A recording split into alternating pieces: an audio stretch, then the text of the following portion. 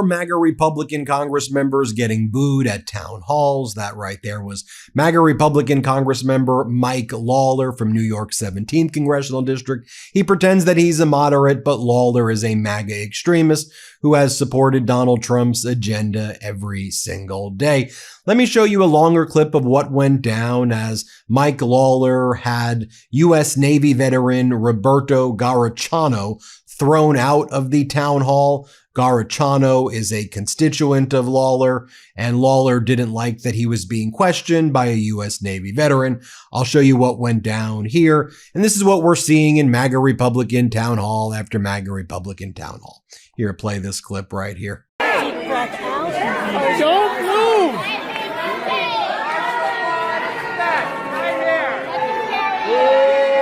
Put your phone down! Put your phone down! You can't record it! Answer the question, you coward! You're breaking the law! I'm sorry. You're breaking the law. Please. You're gonna arrest a veteran. Go ahead. Go ahead. I don't want to arrest you. All right. I'm a veteran. I'm a constituent, so why can't you answer my question? Go limp. I'm a veteran. Why aren't you gonna answer my questions? Come on. Go limp. Why aren't you gonna answer my questions? Is 6 years serving my country not enough for you to answer the question? Go limp. Please, come on. Thank you for serving. We don't want to do this. Let's do this. I want to hear the answer to the question. Just like all your constituents here. We're going to wait until you leave, all right? All your constituents want to hear you answer the question. Right, let's go. 6 years in the Navy for you to not answer the question. What did you serve? What did you do? What's your name? Roberto Garachano.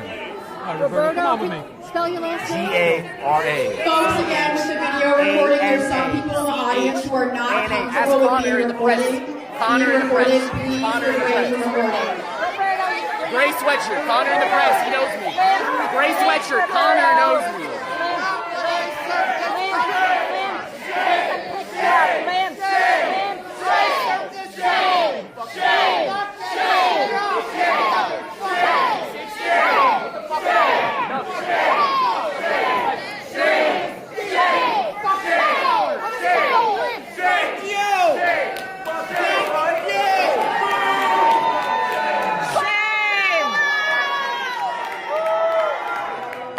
Listen to me when I told him to go in. I know. What's your line? What's your line? He doesn't have a line. What's your line? And by the way, people who attended that town hall had like the following reviews about Lawler. You had this constituent say the following. Here, play this clip. He doesn't answer the people's questions. If it's a topic that he feels like he's in the right, he talks for half an hour. But then when someone asks him a specific question, he gives this brief answer but doesn't answer the question. Yeah, that about sums it up. Lawler's an absolute sociopath right there. By the way, in the front row, he had his MAGA allies clapping for him so he could feel good about himself. Take a look right here as you have this Orangetown supervisor, Teresa Kenny, MAGA Republican, and you'll hear her say when Garachano was kicked out, you'll hear her say, check his immigration status, check his immigration papers. I mean, you're talking about a U.S. Navy veteran. Just watch what she does here. Play this clip. They check his They check his You know, and you have MAGA Mike, who's just been panicking all day. And now MAGA Mike is saying, well, you know, in California, you know, I can't prove that their elections are all fraudulent, but it looks fraudulent to me. Here's what MAGA Mike says. In some of the states, like in California, for example, I mean, they hold the elections open for weeks after Election Day. That's just one thing that bothers so many people. We had 3 House Republican candidates who were ahead on Election Day in the last election cycle. And every time a new tranche of ballots came in, they just magically whittled away until their leads were lost. In no series of ballots that were counted after Election Day were our candidates ahead on any of those counts. It looks on its face to be fraudulent. Can I prove that? No, because it happened so far upstream. But we need more confidence in the American people in the election system.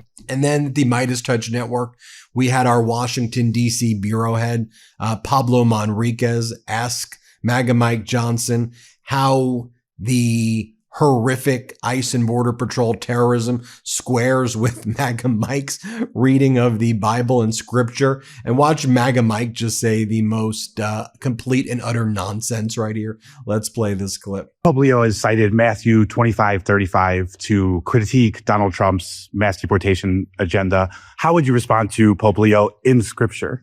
So you want me to give you a theological I do. Dissertation? All right. I'll tell you what, I'll post it on my website later today, but let me give you a quick summary. Borders and walls are biblical. From the Old Testament to the New, God has allowed us to set up our civil societies and have separate nations. Immigration is not something that's frowned upon in Scripture. In fact, it's welcome. We're going to welcome the sojourner and love our neighbor as ourselves. But what's also important in the Bible is that assimilation is expected and anticipated and proper. When someone comes into your country, comes into your nation, they do not have the right to change its laws or to change its society. They're expected to assimilate. We haven't had a lot of that going on. When people cite passages out of the Old Testament, they say, well, you're supposed to take care of the sojourner and the neighbor and treat them as yourself, welcome them in. Yes, but that is an admonition to individuals, not to the civil authorities. The civil authorities are given authority under Scripture to maintain order.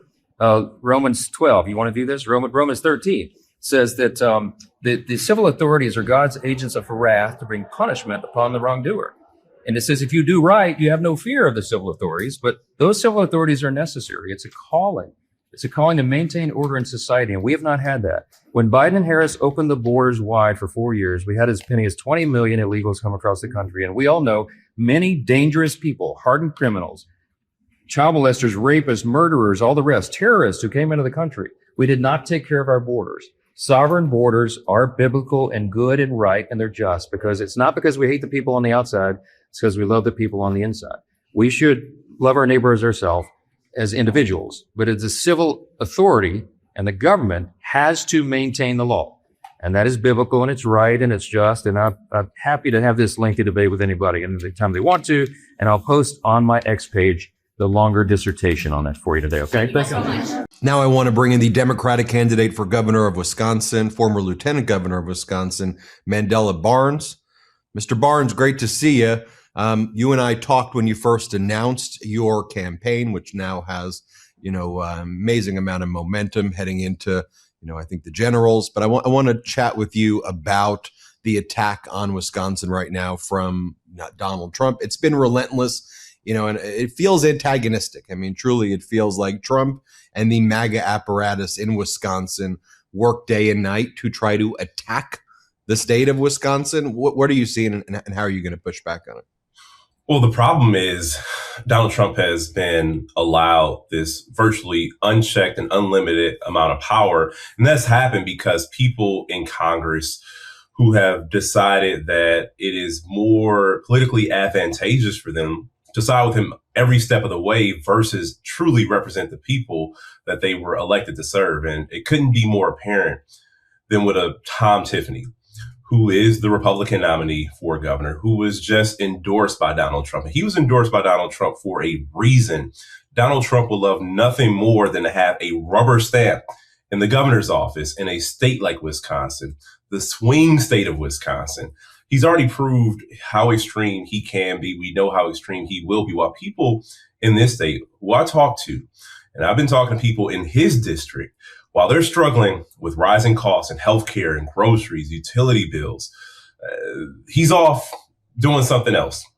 He hasn't responded to the need. He's voted against extending the Affordable Care Act tax credits, which will drastically increase premiums for folks. I talked to a farmer in his district who said that he got a letter informing him that if the tax credits aren't extended, his premium is going to go from around $275 a month to around $1,600 a month.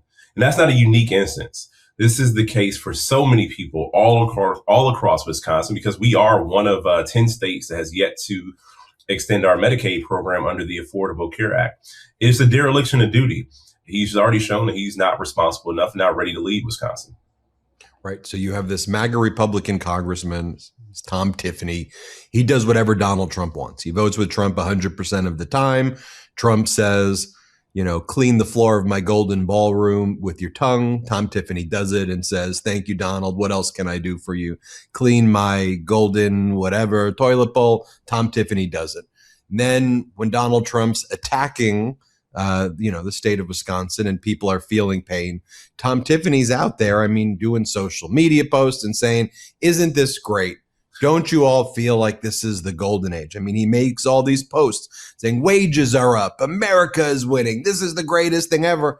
And I think, as you said, as you tour Wisconsin, whether you're speaking with farmers there, construction workers, people trying to access health care, any type of person who goes out and needs to buy things, which is everybody. People are like, I don't know what world you're living in, maybe Club Mar-a-Lago and golden ballrooms and whatever, but we're suffering. And so it's the reality that people are being hit hard in Wisconsin and the rest of the country. But then there's the gaslighting from Tiffany and Trump saying, you're doing great. This is the golden age. Aren't you happy? And maybe it is his reality. Maybe that's the reality for the people he talks to, because the concern has been with wealthy donors. The concern has been with appeasing Donald Trump, not responding to people's actual, core struggles, not responding to what people, the simple things. People want good schools to send their children to. People want one job that puts food on the table. People want to go to a doctor, not worry about a surprise bill. And Tom Tiffany has made that less and less possible. Now, besides all of the cheerleading of the president coming from Tom Tiffany, we need one, of course, a governor who is going to stand up to Donald Trump, but most importantly, a governor who's going to deliver on a vision to actually improve quality of life. I think one thing people are frustrated about is the back and forth.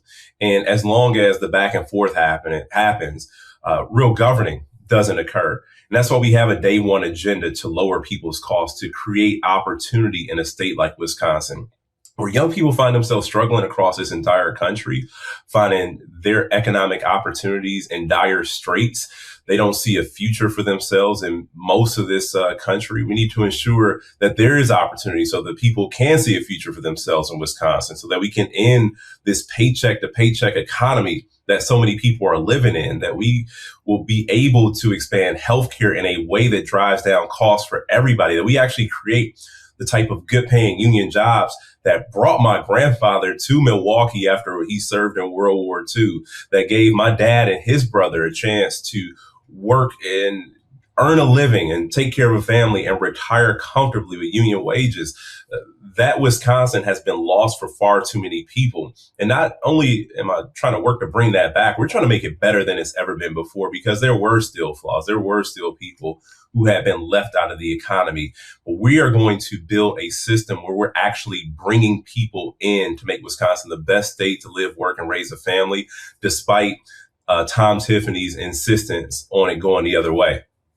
Tell us what you're hearing and seeing as you travel Wisconsin from independents and Republicans and even former Trump voters, because we saw what just happened in Texas State Senate District 9, where a Democratic candidate, union worker, who ran on the platform of affordability, beat a MAGA Republican candidate in a plus 17 Trump district there. He won by plus 14. So it was a 31-point swing in a state Senate district where Republicans poured in over $2.5 million, which is basically $2.5 million more than the Democratic candidate had there. I'm wondering if you go, Wisconsin's a purplish state. So as you start heading towards the red areas, which I know your campaign's been traveling in, and the purple areas, what are you hearing? We're showing up in every corner, every pocket of Wisconsin. And there are folks who truly, thought that Donald Trump was going to make things better. They thought he was going to lower costs. They thought he was going to have an actual focus on improving people's lives. And I don't disparage those folks at all. But what they have experienced in just the first year of his presidency has made them think much differently. The prioritization of foreign intervention, money being spent on foreign wars versus money being spent in communities to help them while they are struggling, are, again, small business owners who are dealing with the impacts of tariffs, as well as, again, we keep going back to family farmers, because this is a huge part of Wisconsin's economy. Our agriculture industry is what gave us our identity. And these are the folks that Donald Trump has sold out. These are the folks that Tom Tiffany has stood lockstep against in an effort to appease Donald Trump. So with that being the case, the tariffs have done irreparable harm on our family farms and our small businesses. The government shutdown that led to SNAP cuts has done irreparable damage. There have been instances where, here in Milwaukee, we've had a number of grocery store closures. And one in particular, which is not a part of any chain, it was an independent grocer, which is, there aren't many of them in the first place, but one that sought to fill a gap in a community where there was a food desert. 30 days was enough to destabilize this grocery store right in the heart of a community that truly needs it. And this is all because people would rather play political games than do the right thing for people. And for our small business owners who are continuing to see rising costs because of tariffs, can no longer pass those costs down to consumers because people just don't have the money to be able to spend with these small business owners. It creates an impossible situation. These are independents. Some of these folks are Republicans who are frustrated that their needs, their desires, their wants continue to go unmet while the president has enriched himself $1.5 billion richer in 1 year as president, while people are literally starving in communities all across the state and all across this country. There's a very real frustration with this accumulation of wealth in general, but for whatever reason, I guess they didn't expect it from the president. But folks who know exactly who Donald Trump is are not surprised. But there is sort of a surprise element when you have a member of Congress elected to represent a piece of this state who continues to ignore not just that part of the state, but the entire state, and has the audacity to run for governor. By the way, that $1.5 billion is what we know about based on the companies that we're aware of. Like, we don't know what he's putting in Qatari bank accounts or other overseas accounts. And we know he's taking the oil money from Delcy Rodriguez in Venezuela and he's shifting it over to Qatari bank accounts, which he and Qatar control, not the United States, which, by the way, Tom Tiffany, very pro Qatari bank accounts, and Trump taking oil money for himself. Finally, where can people learn more about your campaign and any final messages you want to direct to our 6 million subscribers? Well, absolutely. My website is MandelaBarnes.com. We've been on an incredible journey so far. And I want to remind people again, one, this is for sure about standing up to an out of control president who wants nothing more than to show force in communities all across this country.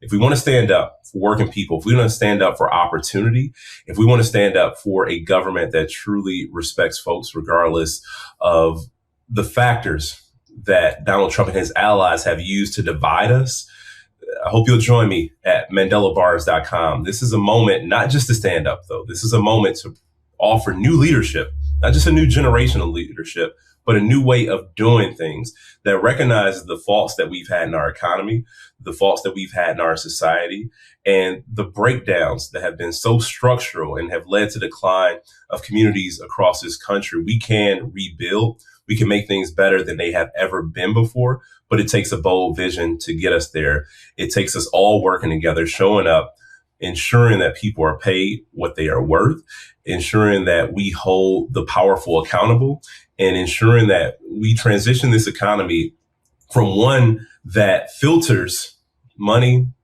net worth, and resources through billionaire bank accounts before it hits the rest of us. We're going to make sure the wealthy pay their fair share, and we rebuild our state and we rebuild this country in a way that everyone has a chance to get ahead.